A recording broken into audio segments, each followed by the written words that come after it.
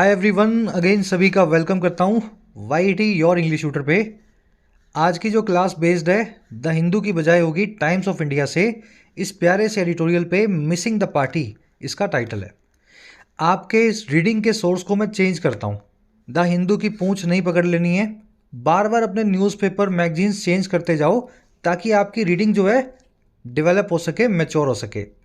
इस आर्टिकल में आप देखेंगे कि $4 ट्रिलियन की इकॉनमी बनने के बाद भी आम आदमी अमीर क्यों नहीं हो रहा है, हमारी जेब में पैसा क्यों नहीं है। चलिए, इकॉनमी का आर्टिकल है, बहुत सारे कॉन्सेप्ट्स आपके क्लियर होंगे। अपने क्विज़ की तरफ बढ़ते हैं। हमारी क्लास की खूबी यही है कि हम सिर्फ ट्रांसलेशन नहीं करेंगे, कॉम्प्रिहेंशन, वोकैब और ग्रामर को भी साथ लेके चलेंगे। जो चीज़ें मैं आपसे शेयर करूं ड्यूरिंग द क्लास के लास्ट में इस क्विज़ पे आपको अप्लाई करनी है। 13 में से 13 आपको मार्क्स मिले, ये आपका ऑब्जेक्टिव है। चलिए क्लास को शुरू करते हैं।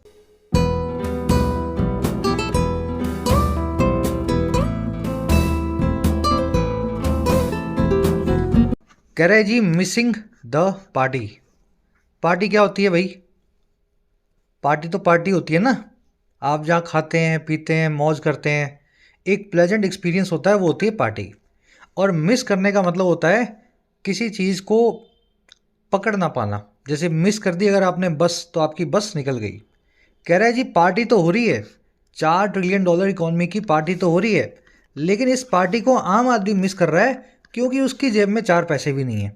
उसकी तनख्वाहें अभी भी वहीं अटकी हैं, उसको महंगाई की मार पड़ रही है। अच्छा, ऐसा क्यों हो रहा है भाई? कह रहे जी economy is booming but all consumers are not having a good time. कह रहा है इकॉनमी बूम कर रही है। बूम करना यानी किसी चीज़ का दिन दुगनी चार चुगनी रात चुगनी तरक्की करना, परिपक्व होना, फलना फूलना, फ्लरिश करना। कह रहा है अर्थव्यवस्था तो बूम कर रही है, इज बूमिंग, फ्लरिशिंग या थ्राइविंग, लेकिन सभी जो कंज्यूमर्स हैं, आप और मेरे जैसे आम आदमी हैं जो कुछ खरीद के कुछ अपना घर चलाते हैं, हम कंज्यूमर्स जो हैं सभी के सभी गुड टाइम को हैव नहीं कर रहे हैं, अच्छे टाइम को एक्सपीरियंस नहीं कर रहे हैं। हैव करने का मतलब होता है किसी चीज़ को एक्सपीरियंस करना। हैव वर्ड के कई मीनिंग्स है ना। खाने पीने के लिए भी यूज़ होती है, रखने के लिए भी यूज़ होती है और अनुभव लेने के लिए भी यूज़ होती है। तो यहाँ पे तीसरा वाला एक्सपीरियंस वाला मीनिंग आया है। सिंपल सेंटेंस, इकॉनमी सब्जेक्ट है, इज इसकी वर्ब है, कॉन्ट्रैक्टेड फॉर्म लगा रखी है यहाँ पे, इकॉनमी अपोस्ट्रोफी एस, इसका मतलब है इकॉनमी प्लस में इज। ठीक है। बूमिंग यहाँ पे वर्ब है, वर्ब की आईएनजी फॉर्म कंटिन्यूस टेंस बना हुआ है। कंज्यूमर्स की वर्ब है आर हैविंग। नॉट यहाँ पे एडवर्ब ऑफ नेगेशन है, सेंटेंस को नेगेटिव बनाने का काम कर रही है। अब मैं यहाँ पे आपको 10 सेकंड रोकूंगा और आप सभी से एक सवाल है, क्या इस सेंटेंस में, सिंपल से सेंटेंस में कोई एरर आपको दिखाई दे रही है? थोड़ा गहरे से सोचोगे और देखोगे तो वो एरर आपको दिखनी चाहिए। नहीं दिखेगी बता देंगे, एक बार खुद से ट्राई करो पहले। देखो जी, एरर है इस नोट में। और एरर क्या है? देखो, सेंटेंस का मीनिंग ये है सभी के सभी कंज्यूमर्स गुड टाइम हैव नहीं कर रहे हैं। यानी भारत में एक भी आदमी ऐसा नहीं है जो अच्छा वक्त गुजार रहा हो, जिसको बहुत अच्छा मज़ा आ रहा हो। क्या ऐसा हो सकता है? क्या अंबानी इसको मज़ा नहीं आ रहा? अडानी इसको मज़ा नहीं आ रहा? टाटास को, आपके मोहल्ले के किसी बड़े व्यापारी को, किसी अच्छे ब्यूरोक्रेट को? तो ये all consumers are not having good time is technically wrong. Bharat में बहुत लोग हैं जो मज़ा ले रहे हैं। तो ये जो कॉन्सेप्ट है ना, वो कॉन्सेप्ट ये है जी, ऑल के साथ में, ईच या एवरी के साथ में अगर नेगेटिव वर्ब लग जाए, यानी नॉट का इस्तेमाल हो जाए या नो का इस्तेमाल हो जाए, तो जनरली ये इनवैलिड होता है। सेंटेंस को डबल चेक कर लेना, मीनिंग जो है उल्टा पुल्टा निकलेगा। अच्छा, सही मीनिंग कैसे निकलेगा? सही मीनिंग के लिए आपको ऑल, ईच या एवरी जो है, इनकी नेगेटिव वर्ब को पॉजिटिव बनाना है और इनसे पहले नोट लगा देना है। टेक्निकली बता दिया आपको, प्रैक्टिकली देखो क्वेश्चंस कैसे बनेंगे एग्जाम में। All of the students could not crack the exam. सभी बच्चे एग्जाम को क्रैक नहीं कर सके। बिल्कुल सही तो सेंटेंस है। 100 बैठे थे तो 100 में से 90 नहीं कर सके, 10 ने कर लिया होगा। हिंदी में ठीक है, अंग्रेजी में गलत है। अंग्रेजी में इसका मीनिंग पता क्या बना? सबके सभी एग्जाम को क्रैक नहीं कर सके। मैं कह रहा हूँ सभी नहीं कर सके, कुछ एक ने तो किया, लेकिन मीनिंग क्या निकला? All of the students could not crack the exam, सबके सब ने क्रैक नहीं किया। ऐसा तो पॉसिबल नहीं है, मेरिट तो बनेगी ना, 10 बच्चों को तो लेना ही लेना है। तो दिक्कत वही हुई कि आपने ऑल के साथ में नेगेटिव वर्ब का इस्तेमाल कर दिया, इसीलिए बता रहा हूँ जनरली इनवैलिड होता है। सेंटेंस का मीनिंग आपको चेक करना है। अब क्योंकि मीनिंग गलत लग रहा है तो मुझे यहाँ पे इस कॉन्सेप्ट को ट्रिगर करना है, और क्या करना है जी, कुछ नहीं, इस नोट को यहाँ से निकाल दो। ठीक है, वर्ब को बना दो पॉजिटिव, कुड क्रैक लिख दो, और साथ में जो नोट हटाया है उस नोट को ऑल के पहले शिफ्ट कर दो। अब देखो सेंटेंस क्या बना, not all of the students could crack the exam. सभी के सभी स्टूडेंट ही क्रैक नहीं कर पाए। आई बात समझ में? नॉट ऑल मतलब सबने नहीं किया, कुछ एक ने किया। जो मीनिंग आप निकालना चाह रहे थे वो नॉट ऑल से आ जाएगा, वो नॉट एवरी से भी आ जाएगा, नॉट ईच से भी आ जाएगा। आपको सेंटेंस की रिक्वायरमेंट को चेक करना है। Each of the teams may not reach the finals. Each मतलब हर एक टीम फाइनल में नहीं पहुंचेगी। सही बात है ना? नहीं, गलत बात है भाई। फाइनल में कोई तो पहुंचेगा, हर एक नहीं पहुंचेगी तो फिर पहुंचेगा कौन? ये ईच और नोट का चक्कर है। कोई बात नहीं, इस नोट को यहां से निकाल दो और यहां लिख दो मे रीच, पॉजिटिव वर्ब बना के, और ईच से पहले चिपका दो इस नोट को। Not each of the teams will reach the final. सब की सब नहीं पहुंचेगी, कुछ एक ही पहुंचेंगी। लास्ट भी वैसा ही है, every candidate does not win in election. हर एक कैंडिडेट इलेक्शन को नहीं जीतता है, लेकिन इसका मीनिंग ये निकला कि हर एक नहीं जीतता, यानी कोई भी नहीं जीतता है। गलत बात है, कोई ना कोई तो जीतेगा। तो नोट को निकालो यहाँ से और इस नोट को एवरी से पहले रख दो। डिटेल में इसीलिए करवा रहे हैं कि कोई 10वीं का बच्चा भी हो लॉजिक से समझ सके। यही कॉन्सेप्ट आप किताबों में पढ़ते हो, उसमें लिखा होता है ईच एवरी ऑल के बाद में नोट आ जाए तो नोट को निकाल देना चाहिए। क्यों निकाल देना चाहिए, ये आपको समझ में आना चाहिए। ठीक है, होपफुली समझ में आ गया होगा। लास्ट क्वेश्चन दे रहा हूँ आपको एज होमवर्क। हर एक इंसान में अपने सपनों को पूरा करने का पैशन नहीं होता। हर एक इंसान में अपने सपनों को पूरा करने का पैशन नहीं होता। मुझे बताओ इस सेंटेंस को अंग्रेजी में कैसे लिखोगे? यही स्ट्रक्चर यूज होगी, हर एक के लिए नॉट एवरी लग सकता है। बनाने की कोशिश करना, कमेंट्स में डालना। गलत होता है तो भी बता दूंगा, सही होता है तो हार्ट दे दूंगा। ठीक है, सब लोग ट्राई करना। आगे बढ़ते हैं। अब आ जाओ आर्टिकल की वोकैब पे। सारी वोकैब एक साथ देखेंगे ताकि इसको स्मूथली पढ़ सकें। बिल्कुल ईजी सा आर्टिकल है, और ज़रूर से इस टेलीग्राम ग्रुप को ज्वाइन करें सभी पीडीएफ्स और नोट्स के लिए। क्लास को एक लाइक और एक शेयर जरूर से देना। टेलीग्राम ग्रुप को ज्वाइन करने के लिए आपको @YourEnglishTutor टाइप करना है टेलीग्राम में, आपको ग्रुप मिल जाएगा। साथ ही YT ऐप पे आप तैयारी कर सकते हैं अपने एग्जाम्स की, चाहे SSC हो, डिस्क्रिप्टिव राइटिंग हो, UPSC का हो या बैंकिंग का हो। ऐप का लिंक कमेंट सेक्शन में दिया गया है। राइटिंग के कोर्स में आप सीख सकते हैं राइटिंग, लगभग 60 से 70 घंटों में फ़ायदा आप ले सकते हैं इस कोर्स का। UPSC के कोर्स में आप अपना मीडियम चेंज कर सकते हैं, किसी और लैंग्वेज से इंग्लिश में माइग्रेट कर सकते हैं। UPSC के सभी एस्पेक्ट्स कवर्ड हैं, answer writing, essay writing, descriptive writing, CSAT। SSC और बैंकिंग के कोर्स में आपको सारे वैरायटी के क्वेश्चन सोल्व करना सिखाया जाता है। 100 से 1.25 घंटों के कोर्सेज हैं, आप भरपूर अपनी प्रैक्टिस कर सकते हैं। कोई क्वेश्चन हो, क्वेरी हो, टीम का नंबर है व्हाट्सएप, आप इस नंबर पे टीम से जुड़ सकते हैं वाया व्हाट्सएप। शीट आज की 18-12 की 4 ही वर्ड्स अपने पास, डिटेल में अपने को देखना है। 2 नए हैं, 2 पुराने हैं। पहला वर्ड तो है बर्जन। बर्जन का मतलब होता है किसी चीज़ का फलना फूलना, ग्रो या प्रॉस्पर करना।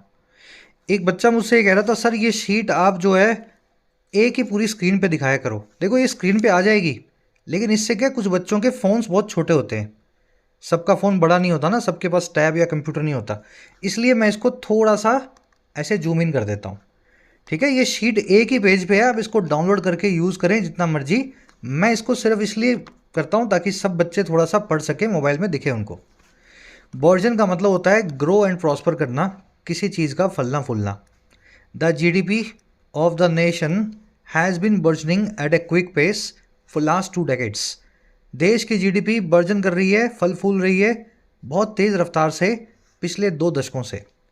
इसको blossom, mushroom, thrive, flourish, boom, spring up सभी वर्ड से बताया जाता है। आज आपने बूम नाम का वर्ड आर्टिकल में देखा। नेक्स्ट वर्ड अपने पास एनविएबल। हर वो चीज़ एनविएबल है जिससे आपको एनवी हो, और एनवी का मतलब होता है जलन। देखिए, जलन के लिए एक और वर्ड होता है अपने पास, जेलेसी। ठीक है, और एक वर्ड है एनवी जो मैंने आपको बताया। लेकिन फ़र्क क्या है इनमें? जेलिसी होती है किसी से नेगेटिव तरीके से, है ना भाई, ऐसा समझ लो जेलिसी नेगेटिव और एनवी पॉजिटिव है। एनवी में आप इसलिए एनवी करते हो किसी से कि उसके पास कोई चीज़ है, किसी के पास आपसे अच्छी गाड़ी है, आपसे अच्छे दिमाग है, आपसे अच्छा रूप है, तो आप उससे एनवी करोगे। जेलिसी के अंदर तो बस आप यूं ही अंदर अंदर जलते रहते हो लोगों को देख देख करके। तो ये थोड़ा सा पॉजिटिव होता है एनवी। और हर वो चीज़ एनवीएबल है जिसको देख करके आपको एनवी हो, यानी वो चीज़ डिज़ायरेबल होगी, उस चीज़ को आपको पाने की कोशिश होगी। Maria is a woman of enviable beauty. Maria एक औरत है, एक वुमन है जिसके पास ऐसी ब्यूटी है कि वो एनविएबल है। हर औरत को ऐसी ब्यूटी का डिज़ायर होता है, ठीक है।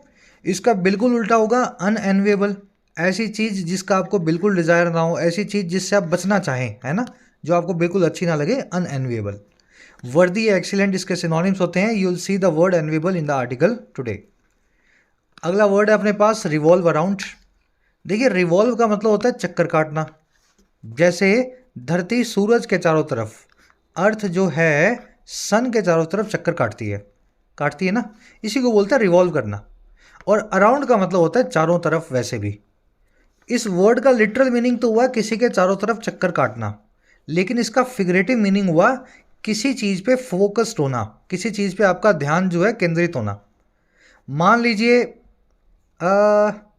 कोई किताब है, मान लीजिए क्लास है, ये पूरी क्लास रिवॉल्व अराउंड करती है अंग्रेजी पे या इंग्लिश सिखाने पे। वो क्या है, ग्रामर, कॉम्प्रिहेंशन, हर एस्पेक्ट को समझ पाए मेरी बात को। आपकी अगर पूरी प्रेपरेशन है 4 घंटे की मैथ्स की, तो आप बोल सकते हैं ये 4 घंटे की जो मेरी पढ़ाई है रिवॉल्व अराउंड करती है मैथमेटिक्स पे या ट्रिग्नोमेट्री पे, जो भी आप मैथमेटिक्स में कॉन्सेप्ट पढ़ रहे हो, जिस चीज़ पे आप फोकस्ड हैं रिवॉल्व अराउंड करेंगे। दोनों ही तरीके से फ्रेजल वर्ब यूज़ होगी, चक्कर काटने के लिए और फोकस बनाने के लिए। The article in the magazine revolve around science and technology. ये सारे जो आर्टिकल्स हैं मैगजीन के, ये चक्कर काटते हैं चारों तरफ, या ये अपना फोकस बना के रखते हैं साइंस और टेक पे, टेक्नोलॉजी पे। सर्कल अराउंड या सेंटर ऑन करना भी बोलते हैं रिवॉल्व अराउंड को। आप इस फ्रेजल वर्ब को आर्टिकल में देखेंगे। लास्ट वर्ड है अपना एबरेशन। एबरेशन, एक्सेप्शन, अपवाद, अनोमली, सभी एक दूसरे के सिनोनिम है। इसको आप नॉर्मलिटी भी बोल सकते हैं। अपवाद तो समझते हैं ना, एक्सेप्शन वही है aberration. In orthodox societies unmarried women are seen as aberration.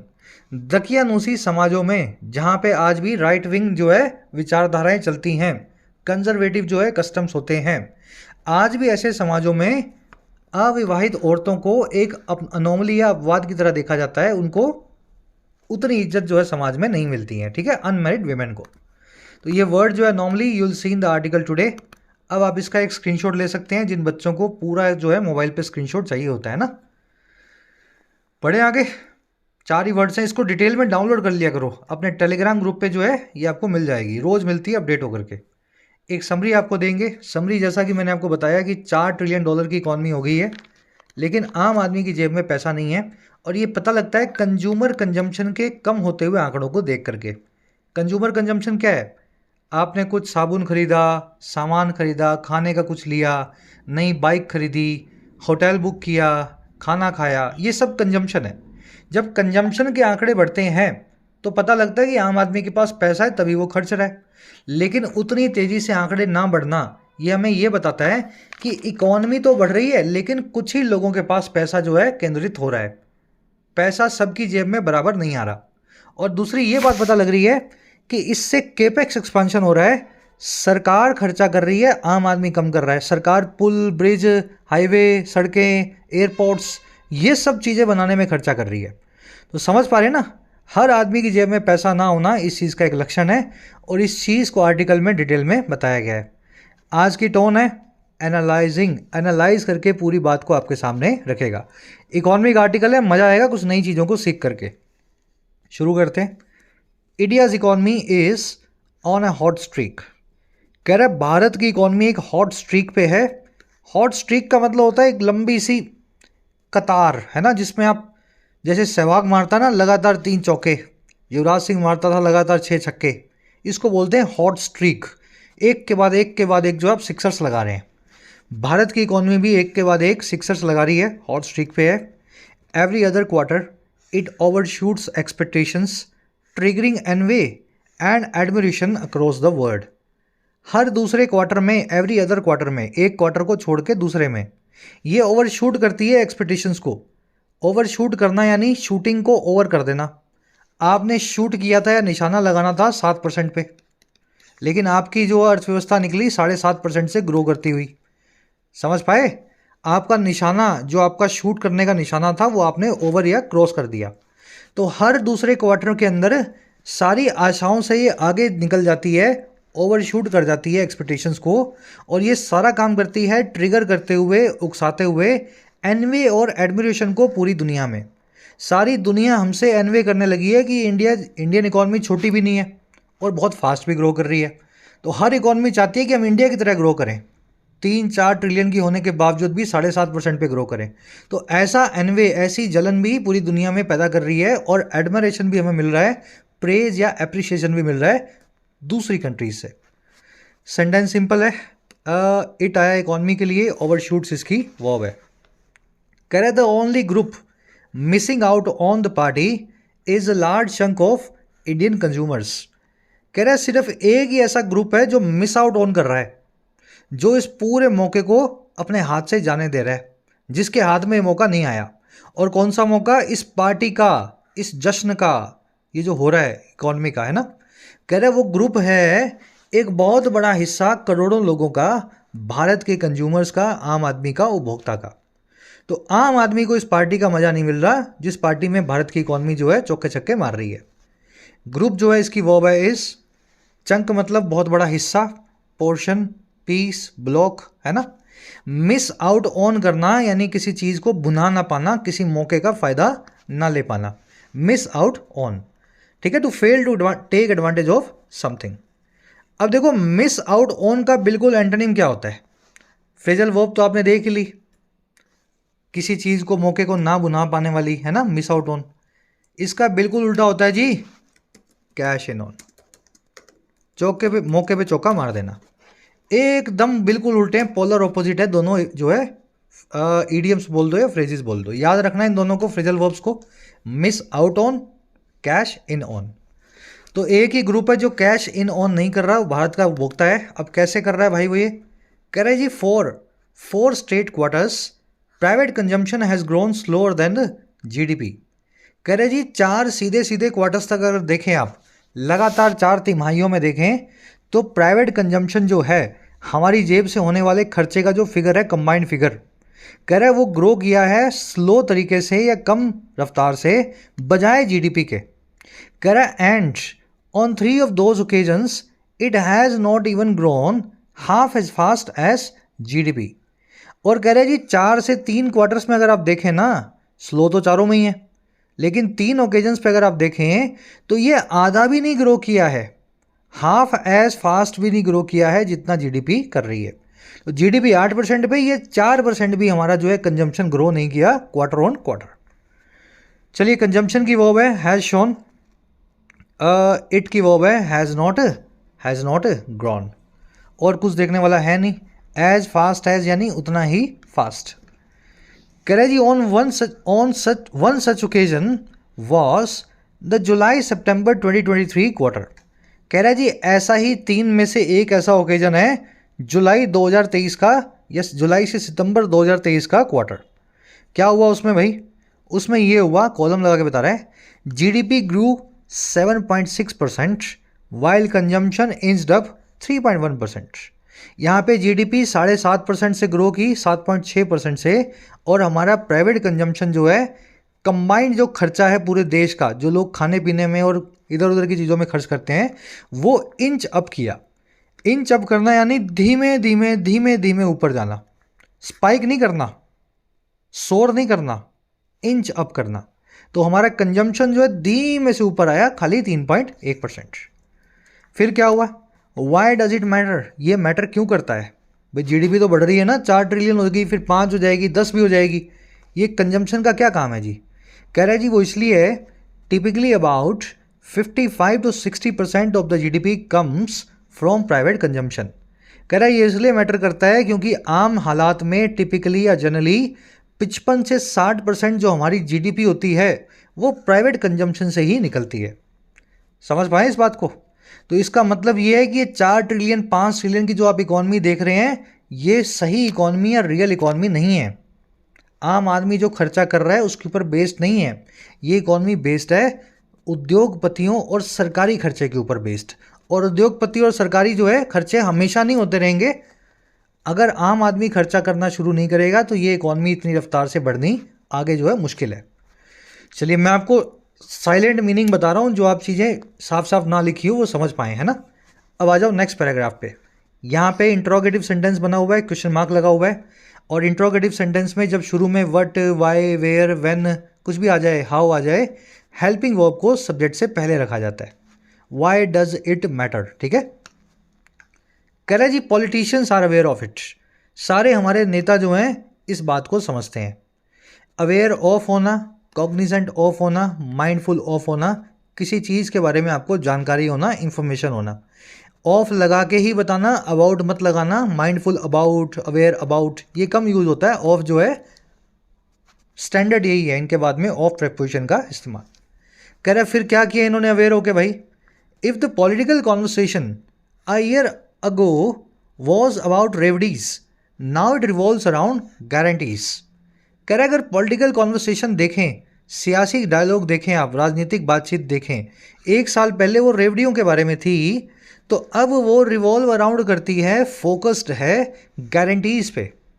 रेवड़ी क्या होती है? मुफ्त में बिजली, मुफ्त में अनाज, सब कुछ मुफ्त में ले लो, मुफ्त इलाज करवा लो, खाना भी मुफ्त में खा लो, तो ये होती है रेवड़ी, है ना। इसको समझ पा रहे होंगे अब, ये देसी भाषा है थोड़ी सी, है ना। कह रहा है अगर 1 साल पहले रेवड़ियों पे बहस हो रही थी कि कौन सा चीफ मिनिस्टर मुफ्त में क्या बांटता है, तो अब बहस है कि किस चीफ मिनिस्टर से या किस सरकार से कितनी गारंटीज आपको मिलती हैं।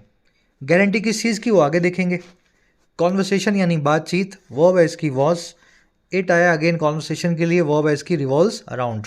रिवॉल्व अराउंड करना, सेंटर ऑन करना, फोकस्ड ऑन होना, किसी चीज़ पे आपका पूरा ध्यान होना। कह रहे जी India's political landscape has one aspect uniting ideologically different parties. कह रहा है भारत का सियासी अगर आप लैंडस्केप देखें, परिदृश्य देखें या बैकग्राउंड देखें, ठीक है, राजनीतिक बैकग्राउंड देखें, तो उसमें एक एस्पेक्ट ऐसा है, एक पहलू ऐसा है जो सभी आइडियोलॉजिकली डिफरेंट पार्टीज को यूनाइट करता है, वैचारिक तौर पे अलग जो है पॉलिटिकल पार्टीज को एक बनाता है। मतलब एक ऐसी चीज़ है हमारी राजनीति में जिसमें सारी पार्टियां एक हो जाती हैं, चाहे उनकी आइडियोलॉजी कुछ भी हो। लैंडस्केप की वर्ब है हैज़। लैंडस्केप का मतलब आप समझते हैं, बैकग्राउंड। आइडियोलॉजिकली मतलब based on your ideology, based on your विचारधारा। कह रहा है all of them are now crafting policies that address consumption needs. कह रहा है वो एस्पेक्ट ये है कि सारी ये पार्टियां मिल करके अब ऐसी पॉलिसीज़ को क्राफ्ट कर रही हैं, ऐसे कानूनों को बना रही हैं, नीतियों को जो एड्रेस करेंगी, संबोधित करेंगी इसी कंजम्पशन की नीड्स को। कंजम्पशन नीड्स मतलब भाई हमारे पास पैसा होगा तो हम कंजम्पशन करेंगे आगे। तो पॉलिसीज़ भी इसी तरीके से बन रही है कि हमें ज़्यादा से ज़्यादा उकसाया जाए, हम खर्च करें, इकॉनमी और आगे बढ़े। कह रहे जी with the preferred solution being a monthly income transfer to women. कह रहे जी इसका प्रिफर्ड सोल्यूशन ये है, इसका प्रेफर किया जाने वाला सोल्यूशन ये है, होने के साथ ही या बीइंग, कि एक मंथली इनकम ट्रांसफ़र हो सभी औरतों को। आदमियों को पैसा दोगे तो वो जुआ खेल जाएंगे, है ना, ब्लैक मार्केट में पैसा आ जाएगा, या वो शराब पी जाएंगे, कुछ ऐसा काम कर देंगे उल्टा सीधा। तो इसलिए औरतों को दो, फॉर्मल इकॉनमी में पैसा आए, औरतें बच्चों की एजुकेशन पे, फूड पे, न्यूट्रिशन पे खर्च करें।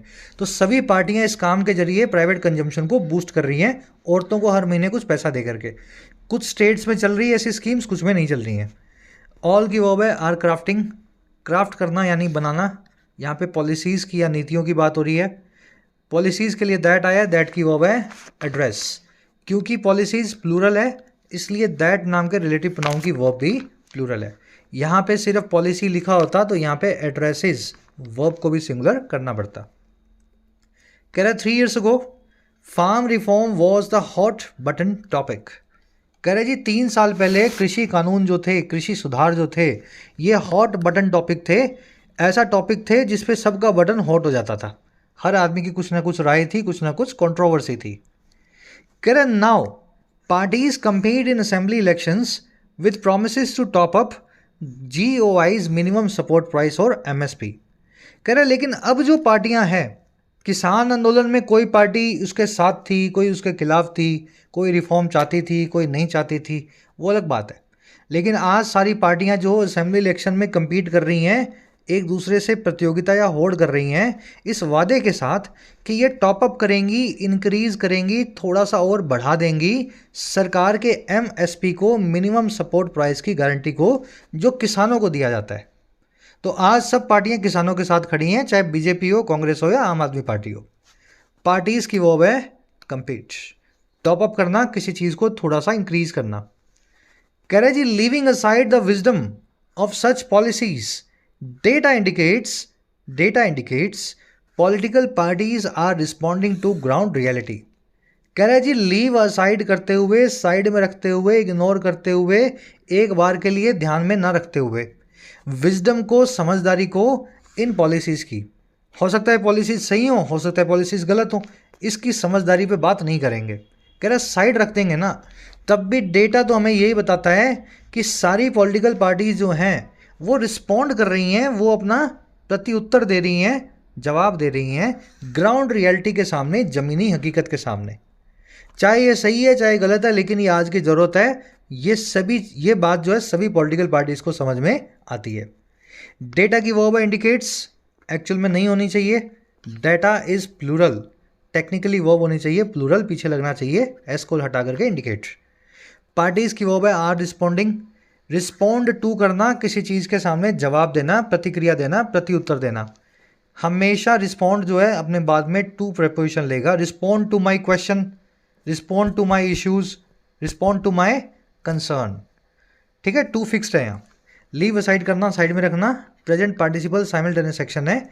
ये काम जो है दोनों काम एक साथ हो रहे हैं, डेटा के इंडिकेट करने की और लीव असाइड करने की, इस विजडम को। कह रहे जी governments job data showed that a part of the workforce shifted back to agriculture over the last 4 years। सरकारी डेटा ने हमें ये बताया कि एक हिस्सा जो है वर्कफोर्स का, काम करने वाले लोगों का, वो शिफ्ट बैक कर गया एग्रीकल्चर पे, यानी कृषि पे, पिछले 4 सालों में। लोग मजदूरी छोड़ करके अपना छोटा मोटा जो खेत है उसी पे काम कर रहे हैं, सरकारी डेटा हमें बताता है। चलिए अब मेरे ख्याल से लास्ट पैराग्राफ है इसका, छोटा सा ही आर्टिकल है, अब इसमें मिल जाएगा आपको कंक्लूजन। कह रहा है जी not even a post pandemic economic recovery has brought them back. कह रहा है कि यहाँ तक कि एक पोस्ट पैंडेमिक जो इकोनॉमिक रिकवरी है, महामारी के बाद में होने वाली आर्थिक प्रगति जो है, $3 ट्रिलियन, $4 ट्रिलियन इकोनॉमी है ना, कह रहा है इन चीज़ों ने भी ब्रॉट बैक नहीं किया इन लोगों को वापस। ये सारी रिकवरी भी इन लोगों को खेत से वापस मजदूरी तक, शहरों तक जो है नहीं लेकर के आई है। कह रहा है जी at 45.8% in 2022-2023 the proportion of the work force in agriculture was over 3 percentage points higher from the pre pandemic phase. कह रहे जी 45.8% से जो था 23 में या 22-23 में, जो प्रोपोर्शन है, जो हिस्सा है वर्क फोर्स का, काम करने वाले लोगों का कृषि में या एग्रीकल्चर में, वो था 3 परसेंटेज पॉइंट ज़्यादा या हायर प्री पेंडेमिक फेज से, महामारी कोरोना आने से पहले से। तो कोरोना आने से पहले इसमें से 3 निकाल दो, यानी तब हो जाएगा लगभग 42.8। कोविड चला गया, 42 की जगह अब 45% लोग जो हैं, 45.8% लोग जो हैं खेतों में काम करते हैं, कृषि में, एग्रीकल्चर में इन्वॉल्व हैं। समझ गए? ये परसेंटेज पॉइंट्स हैं, परसेंटेज टर्म्स में नहीं है। अगर 3% हायर होता है ये परसेंटेज टर्म्स में, तब मैं लिखता 3% हायर। ठीक है, इस पॉइंट को यहाँ से निकाल देता, फिर आप इसको इसका 97% निकालते। बेसिक मैथ्स तो समझते हो ना भाई, परसेंटेज नहीं लिखा हुआ, अगर परसेंटेज लिखा होता तो फिर परसेंटेज में 97% मुझे निकालना पड़ता, या फिर 103 का मुझे 100 करना पड़ता, जो भी करना पड़ता है ना। यहाँ पे परसेंटेज पॉइंट्स लिखा गया है, इसका मतलब सीधा सीधा इसमें से 3 माइनस कर दो। प्रोपोर्शन की वर्ब सिंगुलर है क्योंकि रेशो पोर्शन प्रपोर्शन अपनी वर्ब खुद डिसाइड नहीं करते हैं, इनके बाद में आने वाला नाउन डिसाइड करता है कैसी वर्ब लेंगे। अगर इन तीनों वर्ड्स के बाद में सिंगुलर या अनकाउंटेबल नाउन हो तो सिंगुलर वर्ब आएगी, इनके बाद में प्लूरल नाउन हो तो प्लूरल वर्ब आएगी। कॉन्सेप्ट आपको आता है, फटाफट इस पे क्वेश्चंस को सॉल्व करेंगे। A huge proportion of Earth's fresh water is या आर stored in glaciers। एक बहुत बड़ा प्रोपोर्शन जो है, रेशो जो है, पोर्शन जो है, हिस्सा जो है धरती के साफ पानी का, पीने लायक पानी का, वो ग्लेशियर में स्टोर्ड है, बड़े बड़े बर्फ के पहाड़ों में कैद है, ऐसा समझ लो। यहाँ पे क्या लगाऊं, इज लगाऊं या आर लगाऊं? ह्यूज प्रोपोर्शन लगा है, आपको देख के लगेगा प्लूरल वर्ब लगा देता हूँ। देखो वर्ब आएगी ऑफ के बाद में आने वाले नाउन के हिसाब से, और नाउन यहाँ पे है फ्रेश वाटर। पानी अनकाउंटेबल है, काउंट नहीं कर सकते हैं, वर्ब सिंगुलर लेगा, इसलिए आएगा यहाँ पे इज। बड़ा ही सिंपल सा कॉन्सेप्ट है, एक नंबर खराब नहीं होना चाहिए और 1 मिनट भी खराब नहीं होना चाहिए इस पे जो क्वेश्चन मिले आपको। अब यहाँ देखो, a huge ratio of black Americans live या लिव्स इन इम्पोवरिस्ड नेबरहुड्स। एक बहुत बड़ा हिस्सा काले अमेरिकन्स का गरीब मोहल्लों में रहता है। इम्पोवरिस्ड यानी गरीब, नेबरहुड यानी मोहल्ला। अब यहाँ पे रेशो जो है इसकी वर्ब खुद की नहीं होगी, जैसा कि मैंने आपको बताया। वर्ब लगेगी जी, एक सेकेंड, वर्ब लगेगी ऑफ के बाद में आने वाले नाउन के हिसाब से, और नाउन है यहाँ पे अमेरिकन्स। अमेरिकन्स एक प्लूरल नाउन है, वर्ब लेगा प्लूरल और यहाँ लगेगा लिव। चलो, ये कॉन्सेप्ट आपको आता होगा। इसी में मैं दूसरा कॉन्सेप्ट भी ऐड कर रहा हूँ, अ नंबर और द नंबर वाला। अंग्रेजी में अ नंबर एक एडजेक्टिव है और द नंबर एक नाउन है। अ नंबर ऑफ और अ लॉट ऑफ एक ही बात होती है। अ लॉट ऑफ क्या होता है, एक प्लूरल एडजेक्टिव है। अ नंबर ऑफ भी एक प्लूरल एडजेक्टिव है, और द नंबर जो है एक नाउन है। अगर ये एडजेक्टिव है तो अपने बाद में हमेशा प्लूरल नाउन लेगा, और उस प्लूरल नाउन की हमेशा प्लूरल वर्ब होगी। तो अ नंबर के बाद में हमेशा वर्ब प्लूरल आपको मिलेगी। लेकिन अगर ये नाउन है, अगर ये नाउन है तो ये द नंबर हमेशा सिंगुलर वर्ब लेगा, हालांकि ऑफ के बाद इसके बाद भी प्लूरल नाउन आता है। देखो करके दिखाते हैं questions. The number of students enrolling in Canadian universities is या आर फॉलोइंग। जो स्टूडेंट्स एनरोल कर रहे हैं कनाडा की यूनिवर्सिटीज़ में, वो उनकी संख्या गिरती जा रही है। द नंबर का मतलब है उनकी संख्या, संख्या गिर रही है, यानी संख्या एक सिंगुलर नाउन है। द नंबर एक नाउन सिंगुलर हुआ, इसलिए वर्ब लेगा सिंगुलर। ठीक है, संख्या ही तो गिर रही है ना, आंकड़ा ही तो गिर रहा है, आंकड़ा तो सिंगुलर चीज है, इसलिए वर्ब लगा रहा हूं, इज फॉलोइंग। लेकिन यहां देखो, a large number of MSMEs has या have registered for PLI scheme. एक बहुत बड़ी जो MSME की संख्या है। लार्ज नंबर ऑफ को अ लॉट ऑफ भी बोल सकते हैं, जैसा कि मैंने आपको बताया। वर्ब आएगी MSMEs के हिसाब से। अ लॉट ऑफ या अ लार्ज नंबर ऑफ जो है प्लूरल एडजेक्टिव है, इसलिए MSME की वर्ब होगी प्लूरल। यहाँ पे लगा देता हूँ हैव रजिस्टर्ड। साफ साफ स्क्रीनशॉट ले लो इसका, बहुत क्वेश्चंस मिलेंगे, हर एग्जाम में एक आधा क्वेश्चन जरूर टकराएगा इसी कॉन्सेप्ट पे बेस्ड। लास्ट में एक होमवर्क है आप सभी के लिए। A number of participant in the study was reporting experiencing stress. इसमें जो भी गलती है उसको सही करके आपको दिखाना है। प्रोबेबली आपको 2 गलतियां मिलेंगी, दोनों ही एरर्स को आपको सही करना है। सब लोग ट्राई दें कमेंट्स में। चलिए बढ़े आगे। आगे कह रहा है जी, another reason why consumption growth is weak is the quality of employment has worsened since the pandemic. एक और रीजन भी है कि कंजम्पशन की ग्रोथ वीक क्यों है, वो ये है कि जो क्वालिटी है, जो गुणवत्ता है रोजगार की, वो भी वर्सन कर गई है, वो भी खराब हो गई है जब से पैंडमिक आई है। रीजन की वर्ब है, रीजन की वर्ब है इज, क्वांटिटी की वर्ब है हैज़ वर्सनड, वर्सन करना, बद से बदतर होना। ग्रोथ की वर्ब है इज। अच्छा, कैसे बदतर हुई है भाई रोजगार की क्वांटिटी या क्वालिटी? कह रहे the proportion of the workforce now reporting as self employed is 57.3%। कह रहे वो हिस्सा हमारी वर्कफोर्स का जो अपने आप को सेल्फ एम्प्लॉयड बताता है कि मैं मेरी दुकान पे काम कर रहा हूँ, मैं मेरा खुद का काम कर रहा हूँ, कह रहे ये 57.3% हो गया, और ये ओवर 5 परसेंटेज पॉइंट हायर है than the pre pandemic phase. Pre pandemic phase से 5 परसेंटेज हायर ज़्यादा पॉइंट ज़्यादा है, यानी तब तकरीबन 52% लोग खुद का काम करते थे। इतने काम नहीं है भारत में कि 50, 52, 55, 57 लोग खुद का काम कर सकें। ये कोई और नहीं है, ये वो बापों के बेटे हैं जिनकी नौकरियां नहीं लगी और अपने पिता की दुकान पे बैठ गए और अपने आप को बोलते हैं मैं सेल्फ एम्प्लॉयड हूँ। आपके पिताजी दुकान चला रहे थे, आप वहाँ पे फालतू हैं, दुकान में ज़्यादा काम नहीं है, आपको नौकरी नहीं मिल रही, एक्चुअल में तो आप बेरोजगार हैं, है ना। इस आंकड़े का मीनिंग बता रहा हूँ मैं आपको, प्रोपोर्शन की वर्ब है। अब वही मीनिंग आपको यहाँ बताया भी हुआ है। कह रहे जी many of the additions to the category are unpaid helpers. ज़्यादातर जो एडिशंस है इस कैटेगरी में वो अनपेड हेल्पर्स हैं, नौकरी ना लगने वाले पिता की संतानें हैं, है ना। अनपेड हैं, वो दुकान में बैठे हैं, घर पे खाना खाते हैं, दुकान पे काम करते हैं। और किस में है ये? इन हाउस होल्ड एंटरप्राइजेज, घर की दुकानों में, घरेलू बिजनेसेस में। मैनी की वर्ब है आर। अनपेड आप समझते हैं, ऐसा आदमी जिसको कुछ पैसा नहीं मिलता है काम करने का, घर की दुकान है, काम करता है, घर पे खाना खाता है, बस। कह रहा है this anomaly in the world's fastest growing major economy is the biggest risk it faces. कह रहा है यही अनॉमली जो है, यही डेविएशन या अपवाद जो है, दुनिया की सबसे तेज ग्रो करने वाली इकॉनमी में बिगेस्ट रिस्क है जिसको ये फेस करता है, ये इकॉनमी जिसको सामना करती है। अनॉमली की वर्ब है इट की वर्ब है फेसिस। चलिए रैपअप करेंगे सेशन को। अब ये आर्टिकल पढ़ के परेशान मत हो जाना कि नौकरियां नहीं मिल रही।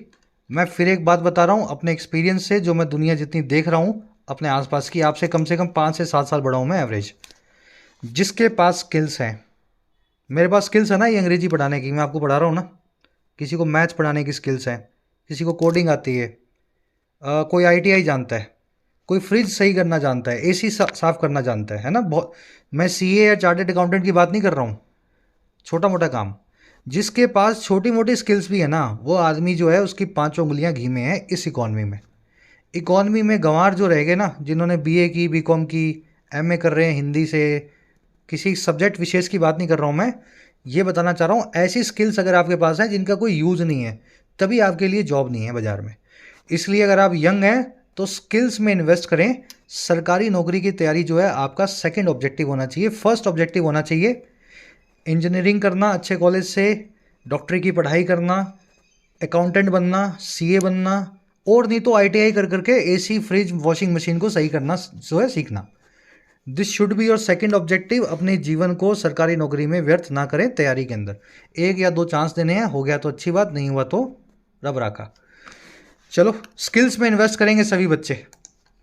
कोई बच्चा कोई ऐसा ना हो जिससे पूछा जाए क्या करते हो तो बोले जी मैं तैयारी करता हूँ एसएससी की। ऐसी लूजर लाइफ किसी को नहीं जीनी है। कोई ना कोई प्रोफेशनल डिप्लोमा डिग्री को साथ में करते रहो, अंग्रेजी सीख लो, बोलना सिलना सीखो, नौकरियां मिल रही हैं बाजार में। चलो फर्स्ट क्वेश्चन देख लो अपना। How does the passage highlight the paradox in India's economic situation. सीधा सा क्वेश्चन है, भारत की इकोनॉमिक सिचुएशन में कौन सा पैराडॉक्स आपको दिखाई देता है। पैराडॉक्स यही है कि इकोनॉमी तो बढ़ रही है, आम आदमी के पास कंजम्पशन के लिए पैसा नहीं है, यही है ना पैराडॉक्स। अब हिंदी बना लो इन चारों में से जिसकी बन रही है। फर्स्ट कमेंट में आंसर डाल रहा हूँ, थोड़ा आप मेहनत करो, थोड़ी मैंने कर दी, वहाँ से आंसर्स को मैच कर लेना, ठीक है। पैराडॉक्स का मतलब होता है वही अपवाद। कह रहा है जी पैसेज को अगर समझा जाए तो स्लो ग्रोथ क्यों है कंजम्पशन में, क्यों कंसीडर होती है एक सिग्निफिकेंट कंसर्न भारत की इकोनॉमी के लिए। अगर स्लो ग्रोथ है तो उससे भारत को क्या नुकसान होगा, क्या लगता है आपको, पैसेज के हिसाब से क्या लगता है। तो स्लो ग्रोथ की महत्वपूर्णता या सिग्निफिकेंस पूछी गई है इकोनॉमी में, ऐसा समझ लो। अच्छे से आपको बताया हुआ है, आर्टिकल में क्वेश्चन आया भी था। चलो खुद से ट्राई दो, मैं भी बताता हूँ आपको, 5 सेकंड यहीं पे खुद से ट्राई दो, पॉज करके देख लेना, क्योंकि भाई साहब यही सबसे बड़ा हिस्सा बनाती है हमारी इकोनॉमी का। अगर ये स्लो चल रहा है तो इकोनॉमी बहुत तेज आगे नहीं भाग पाएगी, समझे मेरी बात को। Because it directly correlates with the GDP growth, क्योंकि इसका सीधा सीधा कोरिलेशन है जीडीपी की ग्रोथ से, ठीक है। अब वो कोरिलेशन फेल हो रहा है तो इसलिए हमें डर लग रहा है कि ये कब तक जीडीपी भागेगी बिना कंजम्पशन के। चलो मैच द कॉलम तो आप कर लेंगे। अनएनवेबल का उल्टा पूछा है, अनोमली का मीनिंग पूछा है, वर्जन, इंचअप, मिस आउट ऑन का एंटोनिम, ठीक है। सारा कुछ आपको करवाया था वही है, ये मैच कर लेना। यहाँ पे कुछ कोलोकेशन फ्रेजेस हैं, रिवॉल्व के साथ क्या लगाऊं, अराउंड लगाऊं, बाय लगाऊं या इन लगाऊं। आइडियोलॉजिकल डिफरेंस होता है, विजडम होती है, कंजम्पशन होता है, पॉलिटिकल कंजम्पशन होता है, फ्रेमवर्क होता है, सस्टेनेंस होता है, ठीक है। कंजम्पशन यानी उपभोग, फ्रेमवर्क यानी ढांचा, सस्टेनेंस मतलब रोजगार। तो क्या होता है तीनों में से, सही वर्ड्स को चूज करना क्लोज टेस्ट में काम आएगा। लास्ट में आपको जो 3 ग्रामर कॉन्सेप्ट्स करवाए हैं उन्हीं पे 3 क्वेश्चंस बेस्ड हैं, 11, 12, 13। चेक करो अपने आंसर्स को मेरे फर्स्ट कमेंट में रखे हुए आंसर से, और फिर मुझे बताना आपको कितने मार्क्स मिले आउट ऑफ 13। क्लास अगर अच्छी लगी हो तो कमेंट से बताना, इसको आगे शेयर करना, एक लाइक देना, अपना कंट्रीब्यूशन गुरु दक्षिणा के तौर पे जरूर दिया करो। ठीक है, चलिए मुलाकात लेंगे नेक्स्ट क्लास में। Until then, tomorrow signing out.